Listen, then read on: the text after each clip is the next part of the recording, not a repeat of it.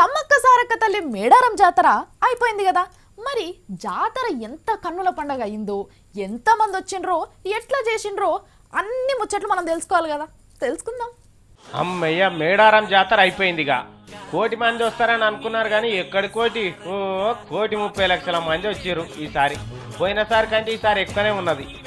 ఏం జాతర నీ బాంచన్ కాలు వేట సందు లేకుండా అయిందమ్మా. సమ్మక్కను మళ్ళా చిలకలగుట్టకు తీసుకుపోయిండ్రు. ఇక మొన్న తీసుకొచ్చారు కదా, ఇక మళ్ళీ ఏడికెళ్ళి ఇవ్వలేవల్ని తెచ్చారు, వాళ్ళని అడిగి తోలిరు. అటు సారలమ్మను కూడా కన్యపల్లికి తీసుకుపోయినరట. వచ్చిన జనం అంతా ఆఖరి మొక్కులు మొక్కుకున్నారు. ఇక ఎక్కడోళ్ళు అక్కడ ప్రయాణమైనరు అనుకోరాదు.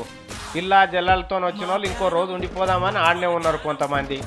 సర్కారు వాళ్ళు కూడా ఈ కారు మంచిగానే చూసుకున్నారట. వచ్చిన వాళ్ళని ఎవరికేం తక్లీఫ్ కాకుండా చేసిండ్రట. అబ్బా కంటికి ఇంపుగా చేసిండ్రు అనుకోరాదు ఇక తీర్థం అయితే. మరి పొరగాలు బొట్టగాలు తప్పిపోయింది, ఎన్ని పైసలు గలల పడ్డాయి, ఏం కథ, ఎవరెవరు పరిశానల పడరు అనేది ఇక రేపైతే తెలుస్తుంది ఏమో. కానీ మొత్తం మీద తెలంగాణలో పెద్ద తీర్థం అయిపోయింది. మళ్ళొచ్చే 2 ఏళ్ళకి వస్తుంది ఇక జాతర. పోయిన వాళ్ళు అదృష్టవంతులు, పోనోళ్ళు మళ్ళీ ఒక పరి పోండ్రి. ఇగో జాతరకి ఇట్లా సాగింది. నీవే తల్లి సమ్మక్క, మా సర్వం నీవే తల్లి సారక్క, మా ప్రాణం నీవే తల్లి సమ్మక్క.